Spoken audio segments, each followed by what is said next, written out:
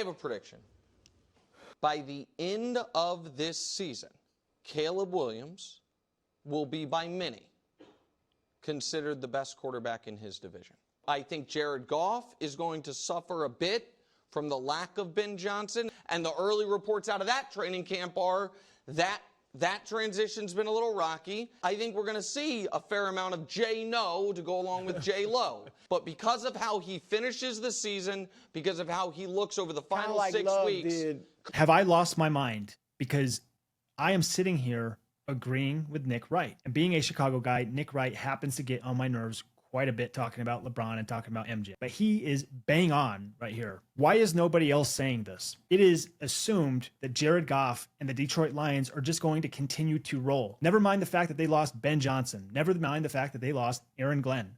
Never mind the fact that they lost Antoine Randall L. Now, remind me, Jared Goff, what was he like before Ben Johnson with Sean McVay? I can tell you one thing, he's never passed for 37 touchdowns before in his life. He's also never had a quarterback rating over 102, and last season he had 111. You know what else he didn't have? A completion percentage over 68%. Do you want to know what he had last year? 72.4. I find it insane to think that that level of performance, MVP level out of Jared Goff, is going to just continue. Now, maybe he's turned a corner. Maybe he is that guy. We'll see. I don't think he is. And that is why I think a drop-off happens in Detroit. You move him over to Chicago. I expect Chicago to improve. Matter of fact, I expect Chicago to be the only team in the NFC North that does get better. The Vikings, do we want to talk about them? Sam Darnold had 35 touchdowns last year. Now, I know KOC is a magic maker. I know he is creme de la creme. He is amazing, and I would kill to have him as a coach. But you think that JJ McCarthy is going to throw for 35 touchdowns and replace the production that they had out of Sam Darnold? My money is on a rookie quarterback, especially JJ McCarthy,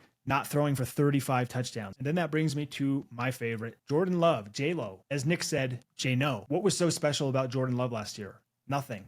It was just middle of the pack. It was fine. It was starting quarterback in the NFL, fine. Now, mind you, this guy was crowned after one season of production. He was given a contract in his first full season starting as the Packers quarterback. He was rewarded right away. Now, he had been with the Packers for a couple of years and got to just sit behind Aaron Rodgers. And last year had a very mediocre season. So do we really know who this guy is? Do we really have data that backs up and solidifies who we think he is as a player? Now, the Packers are going to be good. They're always going to be good. They have good, sound coaching. They have a talented roster. I agree with Nick Wright. Caleb Williams will be the best quarterback in the NFC North. That's what I think. He's going to benefit from coaching as much as Jordan Love does, and as much as JJ McCarthy might, and as much as Jared Goff did last year. Caleb was a lone man, a lone survivor doing it all on his own. Now he gets the benefit of having one of the best play callers in the NFL, the Bears. I have a prediction.